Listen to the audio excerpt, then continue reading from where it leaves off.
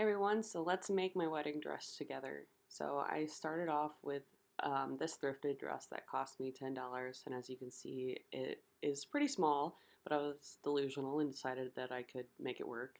And this is the second thrifted dress I found, also for $10, and really beautiful, a little bit too elegant for my taste, so I decided to make it a little bit more vintage by combining the two. In this clip, I am deciding to remove the skirt, which is very anxiety inducing if I do say so myself. And I was going to go for it and remove the sleeves as well because they weren't going to fit me anyway. Decided to save those for later. So here I am opening up the sleeves because I want to use this fabric on the bust of the dress in the end so it kind of all matches and goes together. Take a long time to remove the inner layer and cutting off the lace in pieces that I wanted to reutilize. So that's what you see me doing here. I am basically like removing all the lace from the first dress and steaming it down. You know, wedding planning is no joke, even if it's for like a small group of people. And my crazy ass was like, yeah, let's make your dress and make all the flowers. You got this. What has your abilities ever let you down? Well, hopefully it's not this time. So let's get started. We're gonna work on steaming the lace from the first dress. So hopefully this doesn't take too long. Oh yeah, it's gonna take a while. Alright, just to give you guys all an idea of what I'm dealing with. See how this folded up? I'm trying to steam that down. So here I am trying to steam everything down. As you can see, Oscar is being the trusty kitty and supervising. I'm surprised he didn't jump up and attack this. He's definitely one to know that. And here I'm just inspecting everything. Okay, so here comes the part where I cut the skirt off and hope that I can put it back on later. Got this dress for $10. It's pretty elegant. I mean, it's got a really big skirt here too. So, or train, I guess. Alright, so kind of a wonky spot. There's a ceiling right here, so yeah, this is the back. So I'm hoping to take off the whole skirt and then yeah, maybe put it back on. I don't know, is that a good idea? Guess there's one way to find out. Wish me luck. So at this point in the recording, I was definitely questioning my sanity because I realized that there wasn't just one layer, there was two layers that needed to be removed here, and I had little to no knowledge of how I was going to reattach this. Just hope and faith and trusting the process is really where I was at. And I finally got it removed, and I was wondering if I made the right decision, but I had already made it, so we were gonna just go with it. And so here I am just pinning up the skirt on my mannequin so I can lay it out and see where I should cinch it so it fits the waist. And then I added the lace to from the other dress over it. And I thought this was going to be a brilliant idea. So I was going to steam it all out, make it look nice, and then I was going to cut the lace on the seam. So here you see me pinning it all down and pinning it to where I'm going to cut it just so it stays nice and straight. And of course I was taking a leap of faith and cutting down, literally holding my breath the entire time I'm cutting with these scissors. But it turned out really nice. So I then pinned it down so the lace wouldn't flare. And here you see me sewing it all down and making it those two separate pieces where there's the slit. And so I'm just pinning it all together, and it was really difficult because the skirts were not the same size at all. So it was kind of just working with the fabric as it went on. And here you can see how much bigger the skirt actually is compared to the top layer skirt. And I was like, well, this is an issue. And of course I didn't have anywhere tall enough to actually put this. And here's Marcus attacking the skirt as I have it hung up so I could cut it. So I'm basically cutting all of um, the fabric, the extra fabric. And I was like, oh, okay, it looks really great. Like, it's coming along good. And then I decided to put it on my mannequin to see how it looked. Alright, so we're going to cut this part off in hopes that it lays nice with this other skirt. Oscar's here to help, so he's a really good buddy. Aren't you, bud? Alright, so it starts up here. I'm not too concerned about, because I'm going to just serge this edge off. Alright. Really should freaking pin this first. I'm going to pin it first. That's what guts saying. As you can see, we have a lot of kitties around here. We even have one right there. They're great little helpers. This one likes to make sure the lace is always tangled. Don't you, buddy? Oh, there he goes again. Can you believe him, Oscar? And here you see me take a leap of faith as I pin everything down of like basically my scissor line of where I want to cut it. And here I am cutting it. I'm literally holding my breath the entire time, hoping that I don't, do anything that I can't undo. And this whole time I'm like, hopefully this works, hopefully this works. And I'm cutting and cutting. Marcus, are you being helpful? So helpful. So I had finally gotten the skirts to somewhat line up, and I decided to go ahead and sew the edges to where it won't fray. So I used my serger machine for this, and here's a close-up of what I was doing. It just gives you a nice raw edge so you don't have to worry about anything flaring.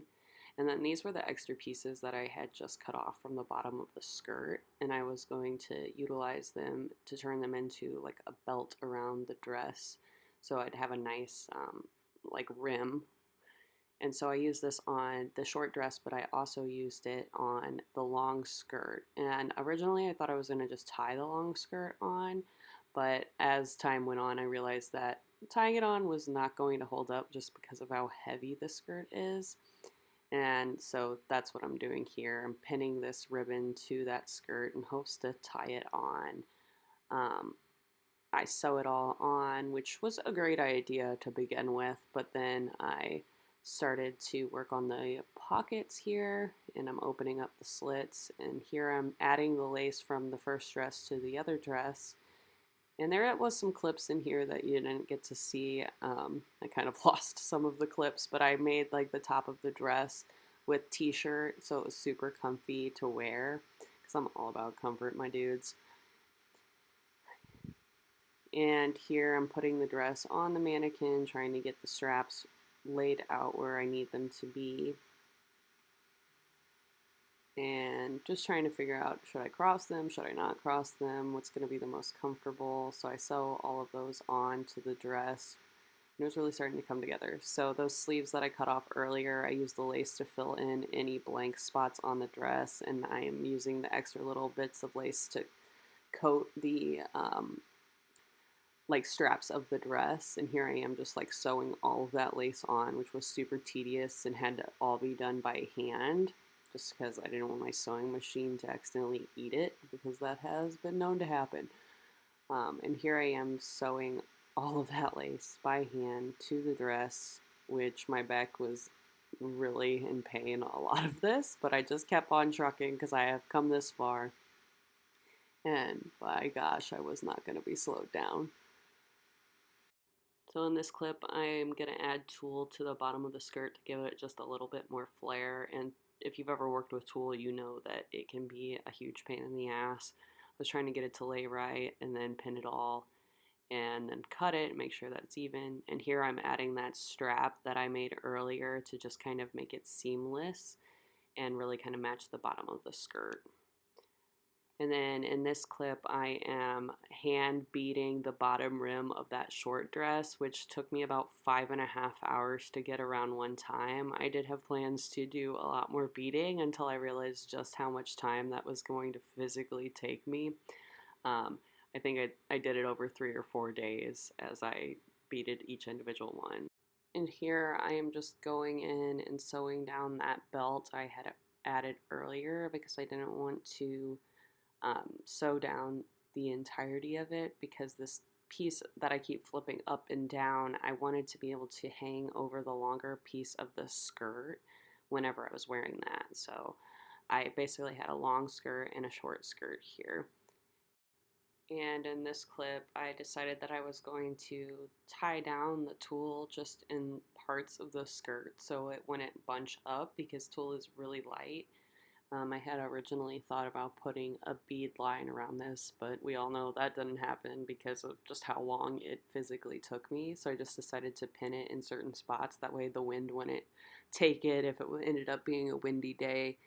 And I'm just stretching it out as I kind of feel that out. And then here I am sewing that belt I had made from the extra fabric from the long skirt onto the dress, which definitely was an exciting part. It started to really come together at this point in the project, and I was like, oh my gosh, I'm actually making my wedding dress, even though I had already spent like 26 hours on it at this point.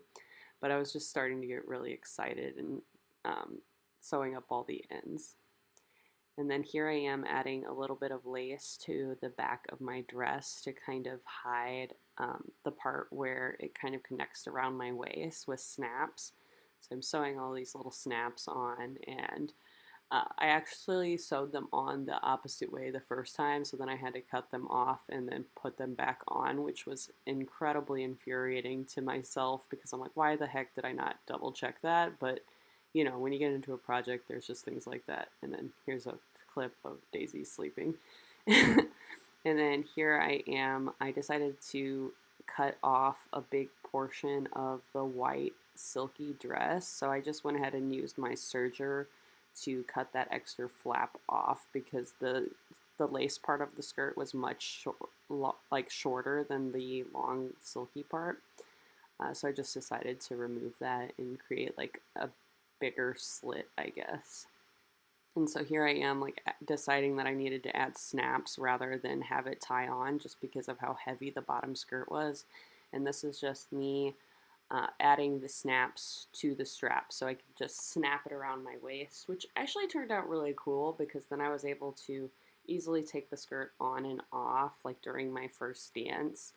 And like my father-daughter dance, it was really exciting to be able to have two dresses. So here is the first time we see the two bottom skirts put together, which I was super excited. You could see that it snaps together, and I have like that big slit, which since I had the shorter dress underneath, it wasn't going to go all the way up to my goodies, you know. And I was just really feeling like a princess here and fluffing out my skirt like, oh my gosh, I'm getting married. This is freaking wild. So, and then I did make my veil, but I guess I lost the clips to when I was making that, but I just took some tulle and doubled it over and added a bunch of lace to a bridal comb. And then I put a bunch of beads on top of that bridal comb. And so like here is me in the final dress all put together. It is a two-part dress, so it has a long skirt and a short dress underneath, and I just felt so beautiful. It was really a fun project to make, and I'm really happy with it. And here's a photo of Andy's reaction. Yes, I kept it hidden from him the entire time I was making it. It was just a beautiful moment for us to share together. And here's some pictures of our ceremony. We got married on our farm. Here's our first kiss. And our second kiss down the aisle. I love Jenna's face in the background. We took some photos up against the barns. And of course, you know, I had to get some photos with my veil. And of course, our dog family. We're a big happy family. And they lived happily ever after. Thanks so much for watching.